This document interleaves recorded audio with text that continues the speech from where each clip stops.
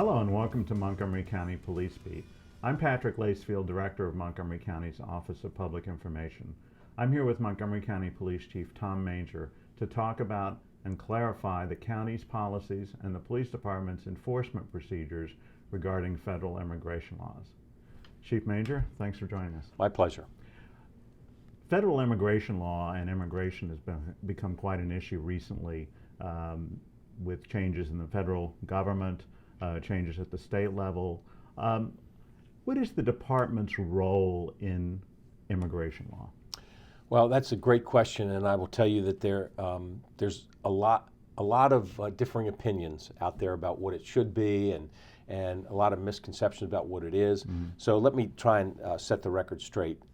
It's actually very simple. We are not the immigration police. We do not enforce immigration law, and we don't ask people about their immigration status, but we do work with ICE in terms of when they identify someone that we've arrested and they have an interest in them, because they suspect that they may be here undocumented.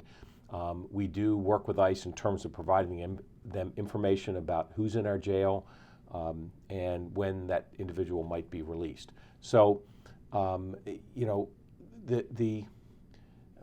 you mentioned that the different administrations had different rules, different ways they do things, and it has been a bit of a changing landscape for local police in terms of how ICE and DHS has been contacting us and what they've asked us to do. But the Montgomery County has stayed fairly consistent in terms of not doing any enforcement of immigration law by local authorities, but cooperating with our federal partners, as we do with every federal law enforcement agency, whether it's the FBI, DEA, ICE. We do cooperate with them, provide them information when they ask, and that's what we do with ICE.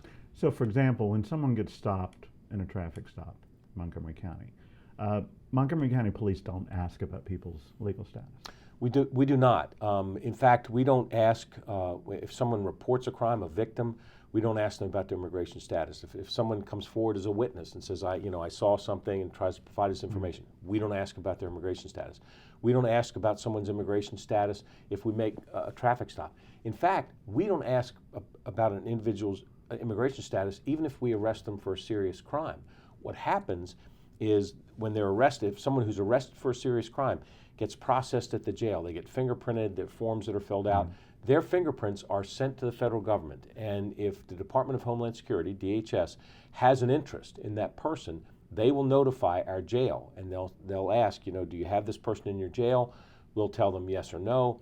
And then if we have them in our jail, they'll say, well, can you notify us when they're going to be released? And we will provide them with that information if they have an interest in an individual in our jail. Well, I think that's important because what you're saying is that you don't know what someone's immigration status is until the federal government contacts you. You're exactly right, and it's funny because people, folks in the community, will often ask me about the status of a person that we arrest. They'll ask me about, well, how many people you arrest are immigrants, how many are undocumented. They'll ask me questions like that. I don't have that information. Right. What I care about is if they're committing crimes in our county, let's arrest them, let's prosecute them, let's hold them accountable for their behavior in Montgomery County. I understand that ICE has a different mission than local police. They are here to enforce immigration law, and I think people need to respect that mission. They may like it, they may not. They may like what ICE is doing, they may not. They may like what the administration is doing, they may not. But the fact is that ICE has a job to do, and I think we need to respect the job that they do. And for us, that respect is shown by us providing them with information when they make inquiries to us. Now, when ICE is going to do an enforcement action in the county or in some other place, do you know that they're coming in to do that kind of enforcement action? We don't. They do not notify us when they're coming in to take enforcement actions. But I will tell you that there are specific cases now that where, for instance, if they have a warrant for someone that they know is going to be in court, they will notify the sheriff's office that they're there, that they're waiting for a specific individual because they have a warrant for someone that is supposed to appear in court that day. Now, the rumors sort of get started that, oh my gosh, ICE agents are hanging out at the courthouse. The fact is, and the sheriff has confirmed this, that the only time ICE is there is when they have a warrant for a specific person that they know is going to be there. In other words, they aren't just hanging out to They're not just hanging out see there. who comes by. Right, Right. I'm not here to defend ICE or to justify what their actions are, but this is their policy. This is what they've told me, and it certainly is what our experience has been here in Montgomery County.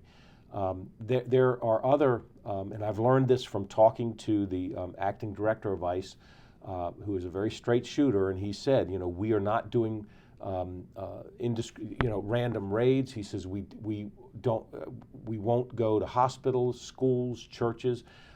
He says we won't go to those places because we understand the impact that has on the community. He said, but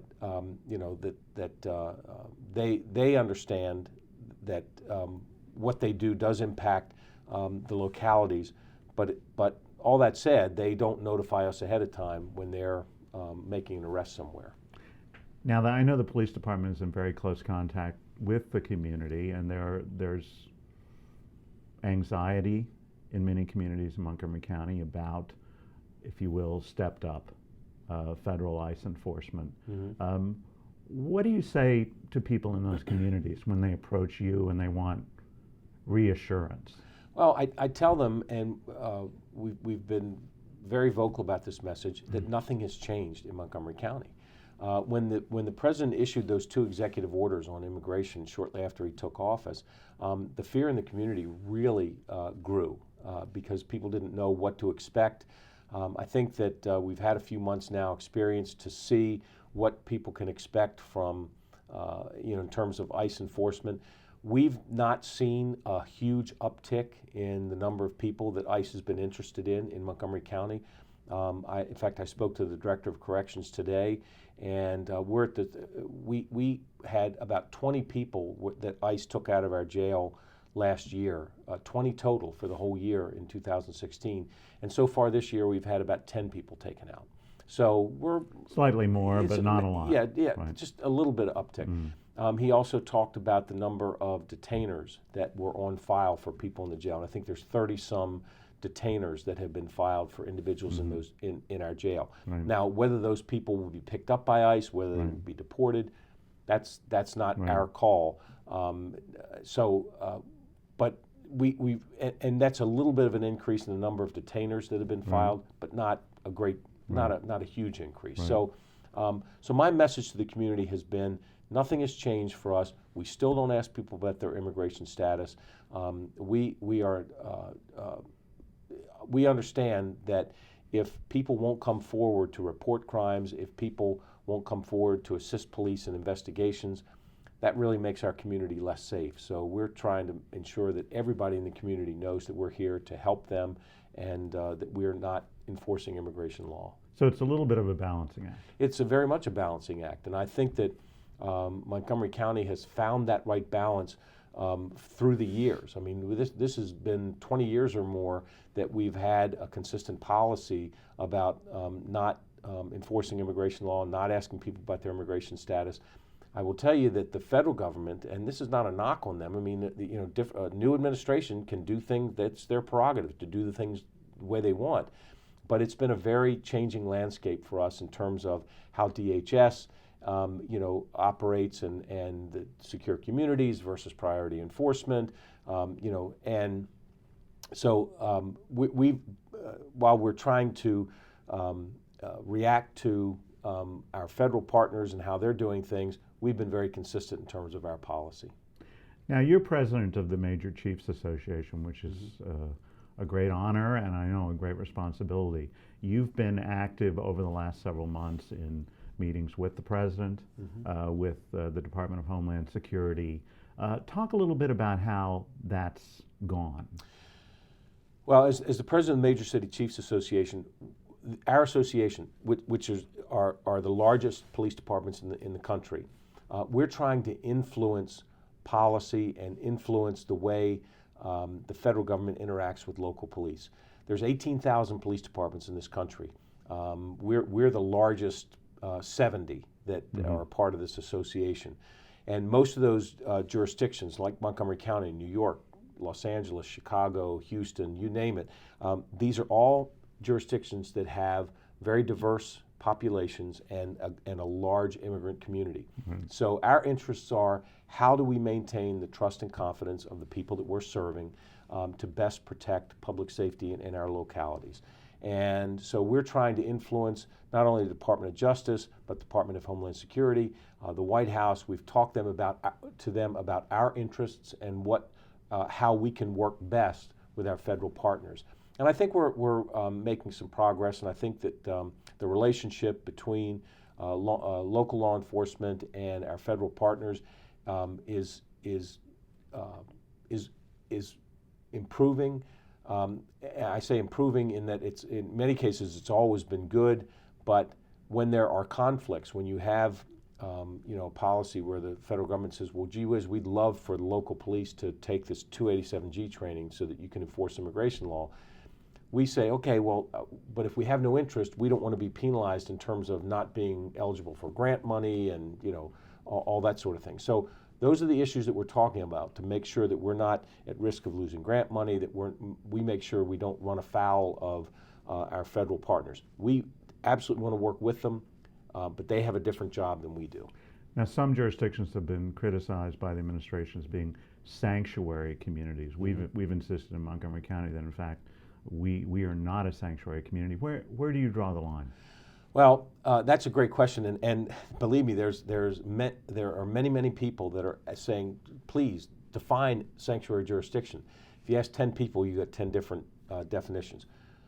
Montgomery County is where 90% of the police departments are in this country, and that is that we will work with our federal partners, but we do not want to be the immigration police. We don't want to take on that responsibility.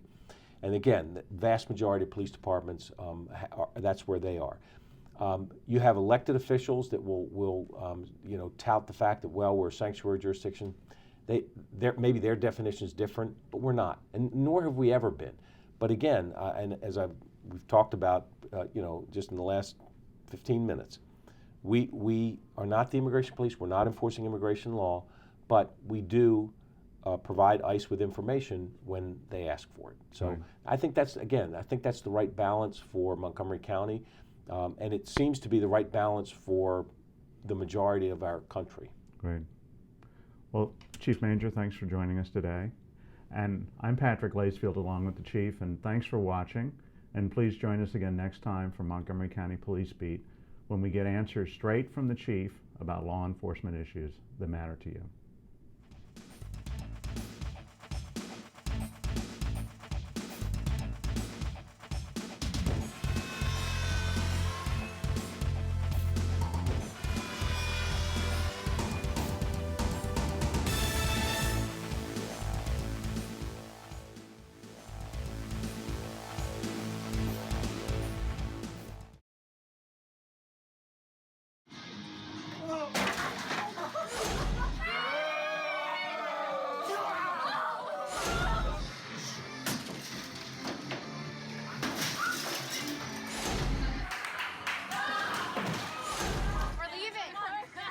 Most party fouls are pretty dumb. But if you decide to drink and drive underage, you could lose your license and your freedom. Underage drinking and driving. The ultimate party foul.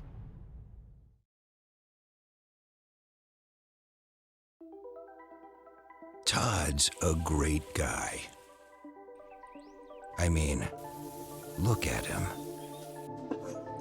What a sweetheart. Attaboy. Wait, Todd, what are you doing? How totally selfish and un-Todd-like of you. Come on, Todd. Come on, man.